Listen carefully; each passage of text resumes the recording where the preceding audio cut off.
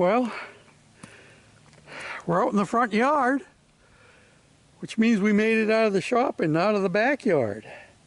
But I hear a chain snapping somewhere, not sure. It might be that master link that I referred to in my last video that didn't seem right, but we'll see. Now, the old man's got to get in there. Before he does that though, we have to mount our Sony Action Cam on our helmet. Okay, so my lovely assistant is going to watch me as I drive around the loop here. And I've got my Action Cam on the top. I'm going to turn it on. I have control of it from my wrist here. Once it gets linked up,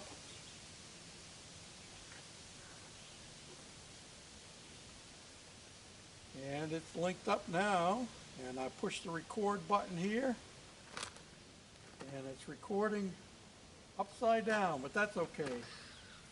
I'm kind of upside down myself.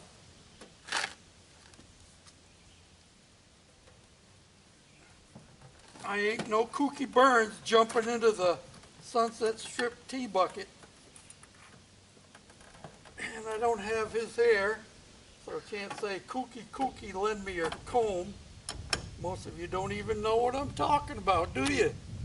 All right, here we go. Ignition on.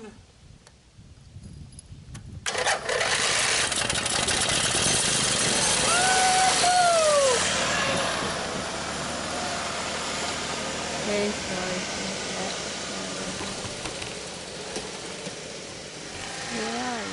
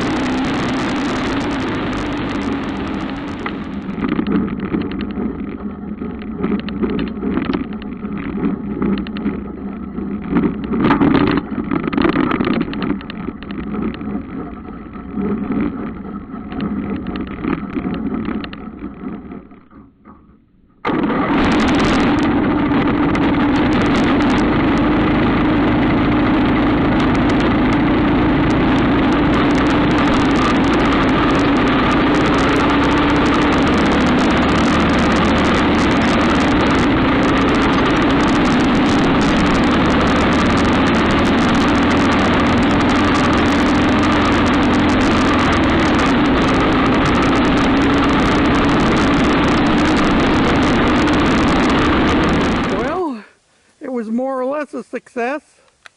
I drove it up past my driveway in that last thing. I don't know if my GPS speedometer is working or not. I can't see, it's too dark. And what did happen was I lost my rear chain twice. I kept hearing a snapping noise, and I think it's because, yeah, too much slop in there. And I had it adjusted up. It was tight, but that shows you how fast a chain can stretch. So I've got a little bit room. I can tighten that up a little bit.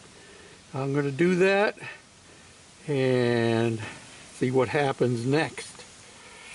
This one here doesn't seem to be any sloppier than it was, so that's a good sign.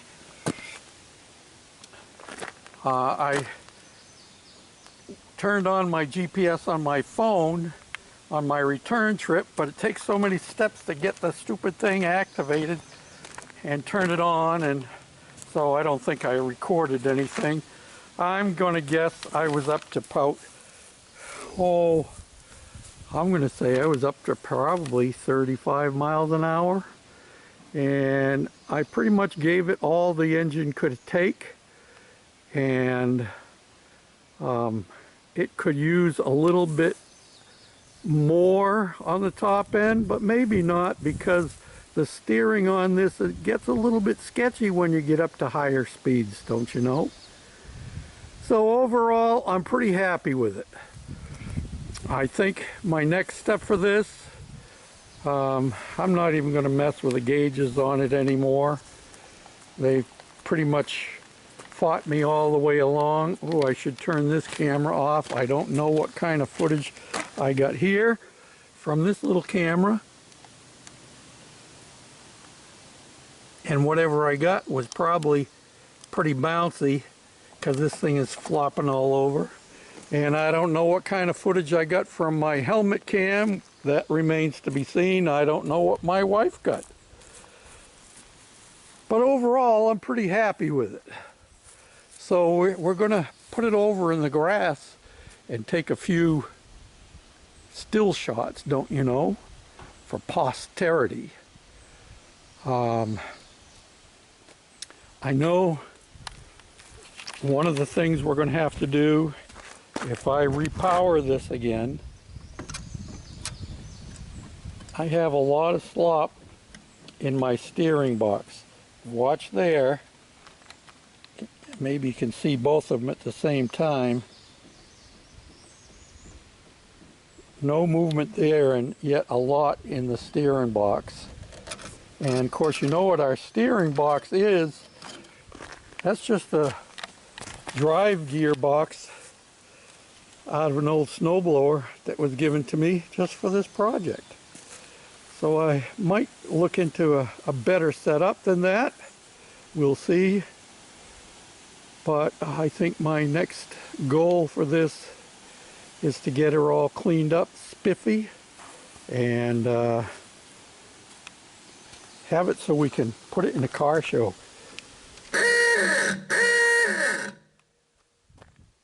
Yeah, the neighbors don't care because they can't hear it. I'll give you a walk around here. One of the things I had thought about doing for my drawing is to duplicate the drawing I had several years ago, asking people to guess the number of wrenches on the Goofy cart. And I actually posted 3 videos that went all around the Goofy cart. I didn't point them out, but all of the wrenches were very evident at the time. A lot of contributions to friends from YouTube channel around the country, even from around the world. Steering box came from a fella up in northern Minnesota. The transmission and the original frame came from a friend in Casson, Tennessee. The body came from my wife, old wheelbarrow.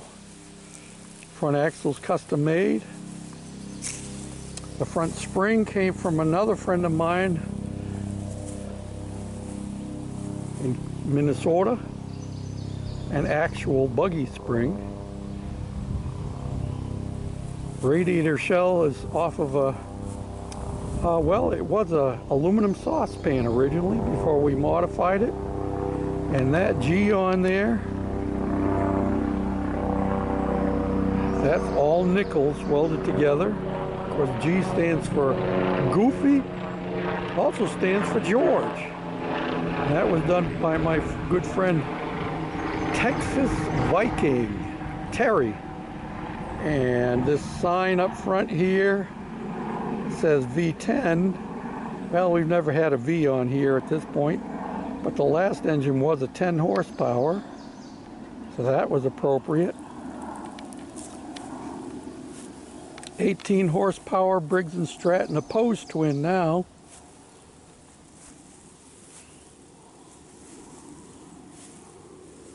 Shift knob from Scott's in Florida. Can you all see that? I don't know if you can or not.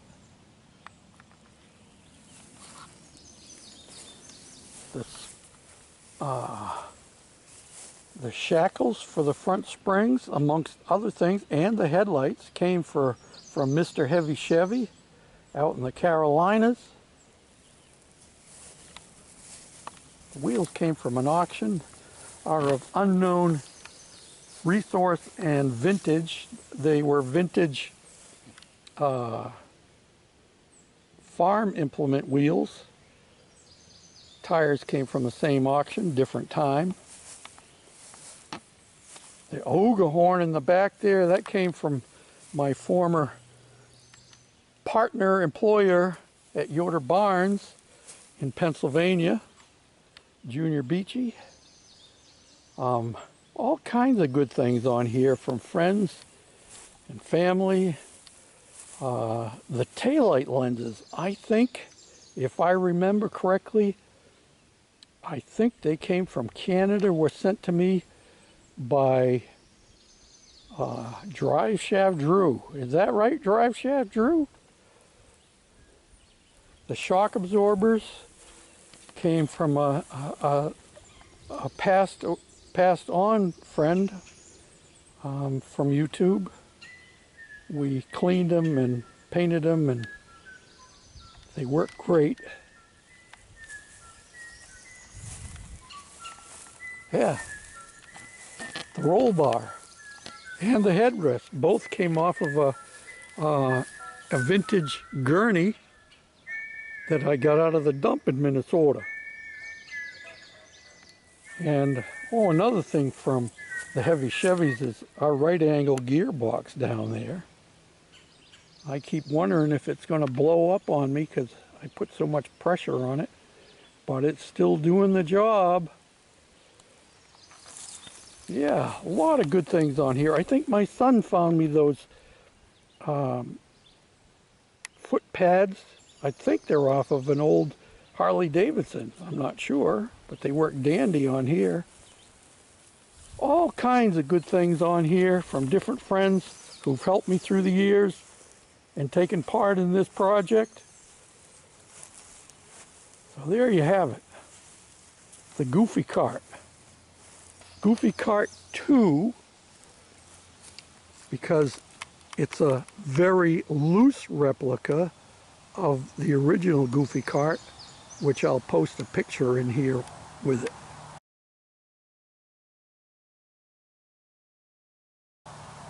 Thanks for watching, commenting, and subscribing. Till next time, this is George, Shade Tree Fix-It Man. Bye for now.